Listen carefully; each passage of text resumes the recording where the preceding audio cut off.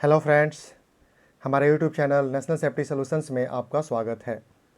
आज हमारा टॉपिक है वायर ऑफ सीलिंग का इंस्पेक्शन कैसे करें।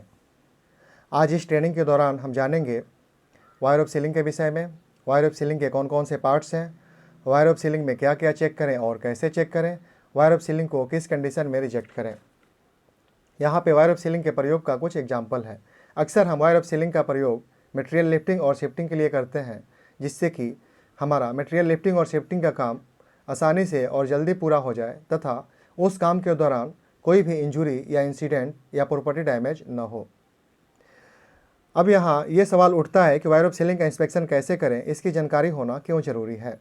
क्योंकि यदि हमें वायर ऑफ सीलिंग का इंस्पेक्शन कैसे करें की जानकारी नहीं रहेगी तो हम वायर ऑफ सीलिंग के डिफेक्ट्स की पहचान नहीं कर पाएंगे और ऐसी स्थिति में डैमेज वायर ऑफ सीलिंग के प्रयोग से एक्सीडेंट, इंसिडेंट, इंजरी और फैटिलिटी होने की चांसेस रहेंगी।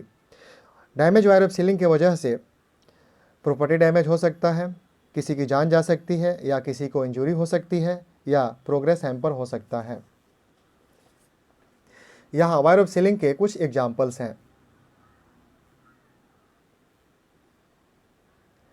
Part of wire of ceiling, जिस प्रकार हमारे शरीर के कई पार्ट्स हैं जिसके मिलने से एक कंप्लीट शरीर का निर्माण होता है, उसी प्रकार वायर ऑफ सीलिंग के भी कई पार्ट्स हैं जो मिलकर एक सीलिंग का निर्माण करते हैं। नंबर 1, ये वायर रोप है, इसको वन रोप ले भी बोलते हैं। नंबर 2, ये कोर है जो वायर ऑफ सीलिंग के सेंटर में या बीच में होता है और वायर ऑफ सीलिंग को राउंड शेप में असेंबल होने में मदद करता है। नंबर 3, ये स्ट्रैंड है। जनरली वन रोप ले में मिनिमम 6 स्ट्रैंड होते हैं और प्रत्येक स्ट्रैंड में 19 to 26 वायर होते हैं। नंबर 4, ये वायर है जिसके कम्बिनेशन से स्ट्रैंड और वायर ऑफ सीलिंग का निर्माण होता है। नंबर 5, ये सेंटर वायर है। यदि आपको वायर ऑफ सीलिंग के इंस्पेक्शन के दौरान नीचे दिए गए कंडीशंस में से कोई भी कंडीशंस दिखता है तो वायर ऑफ सीलिंग को रिप्लेस कर देना चाहिए।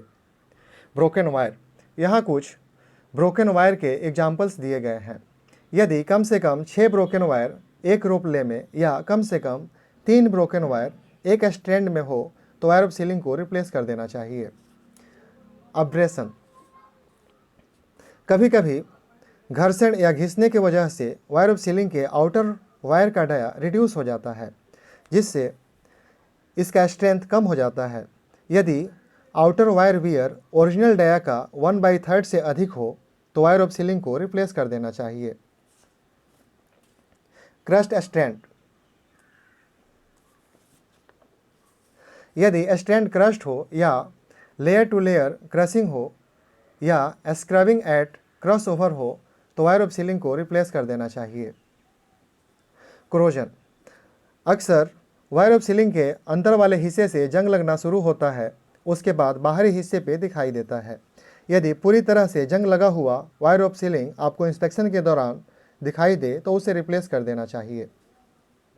किंक्स, अक्सर वायर ऑफ सीलिंग के मुड़ने के वजह से एक शेप में फिक्स हो जाता है, जिससे किंक कहते हैं। जब भी हम इस मुड़े हुए वायर ऑफ सीलिंग का प्रयोग मटेरियल उठाने में करते हैं तो ये सीधा हो जाता है, परंतु सीधे हुए किंक के ऊपर इक्वल लोड डिस्ट्रीब्यूशन नहीं होता, जिससे कि सीलिंग के फेलियर होने का चांस ज़्यादा रहता है। इसलिए यदि ऐसा वायर ऑफ सीलिंग आपको इंस्पेक्शन के दौरान मिले तो उसे आपको रिप्लेस कर देना चाहिए। इलेक्ट्रिक आग, यदि वेल्डिंग के समय वायर ऑफ सीलिंग का प्रयोग एक्सीडेंटली या जानबूझकर ग्राउंडिंग के लिए हुआ हो या वायर ऑफ सीलिंग किसी लाइव पावर लाइन के कांटेक्ट में आया हो तो उसे रिप्लेस कर देना चाहिए। एविडेंस ऑफ हीट डैमेज, यदि वायर ऑफ सीलिंग किसी भी प्रकार हीट से मेल्ट हुआ हो या डैमेज हुआ हो या वायर ऑफ सीलिंग के ऊपर कोई ऐसा साइन दिखे जिससे ये पता चलता हो कि वायर ऑफ सीलिंग हीट की वजह से मेल्ट हुआ है या डैमेज हुआ है तो उसे हमें रिप्लेस कर देना चाहिए। यदि वायर ऑफ सीलिंग का एंड अटैचमेंट यानी फेरूल या मैकेनिकल स्प्लाइसिंग क्रैक्ड, वर्न और डिफॉर्म हो गया हो तो उसे हमें रिप्लेस कर देना चाहिए। यदि अटैच फिटिंग के पास एक या उससे ज़्यादा ब्रोकन वायर दिखाई दे तो उस वायर ऑफ सीलिंग को भी हमें रिजेक्ट कर देना चाहिए। डायामीटर रिडक्शन, जब कभी वायर का कोर डैमेज होता है तो उसका डाया रिड्यूस हो जाता है, जिसका सीधा असर उसके स्ट्रेंथ के ऊपर पड़ता है और उसका स्ट्रेंथ कम हो जाता है। आप इस पिक्चर में देख सकते हैं वायर ऑफ सीलिंग का वो हिस्सा जिसका कोर डैमेज नहीं हुआ है और वायर ऑफ सीलिंग का वो हिस्सा जिसका कोर डैमेज हो चुका है। अगर ऐसा सिचुएशन या ऐसा सिनारियो या वैसा वायर ऑफ सीलिंग आपको दिखाई देता है तो उसे आपको रिप्लेस कर देना चाहिए।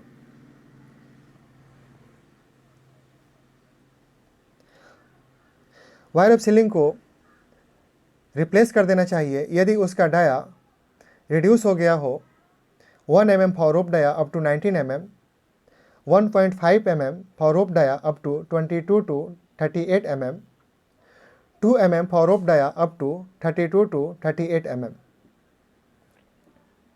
वायर रोप स्ट्रेच, यदि वायर रोप सीलिंग ओवरलोड या टेंशन या किसी और वजह से स्ट्रेच हो गया हो और वह वायर ऑफ सीलिंग 150 mm पर 30 मीटर लेंथ और 6 स्टैंड रोप के रिक्वायरमेंट को पूरा करता हो तो उसे रिप्लेस कर देना चाहिए। बर्ड केजिंग, बर्ड केज ओवरलोड के टेंशन को सडन रिलीज करने से फॉर्म होता है। बर्ड केज फॉर्मेशन के बाद वायर ऑफ सीलिंग का वो पार्ट इस शेप में दिखता है। अगर इंस्पेक्शन के दौरान वायर ऑफ सीलिंग का कोई हिस्सा आपको इस शेप में दिखाई दे तो उसे आपको रिप्लेस कर देना चाहिए। प्रोट्रूडिंग कोर, शॉक लोडिंग की वजह से टॉर्शनल अनबैलेंस क्रिएट होता है जिसके परिणाम स्वरूप कोर बाहर आ जाता है जिसे हम प्रोट्रूडिंग कोर कहते हैं। अगर वायर ऑफ सीलिंग के इंस्पेक्शन के दौरान आपको कुछ इस शेप में सीलिंग दिखाई दे तो उसे आपको रिप्लेस कर देना चाहिए। उम्मीद करता हूँ ये वीडियो आपको पसंद आया होगा। अगर आपको ये वीडियो पसंद आया हो तो हमारा चैनल सब्सक्राइब करें, लाइक करें, बेल आइकन को दबाएं, कमेंट करें। यदि आपको सेफ्टी से रिलेटेड किसी अन्य टॉपिक पे जानकारी चाहिए तो वो भी कमेंट में लिखें, हम आपके लिए उस टॉपिक पे वीडियो बनाएंगे। प्लीज़ इस वीडियो को शेयर करना ना भूलें। Thank you for watching.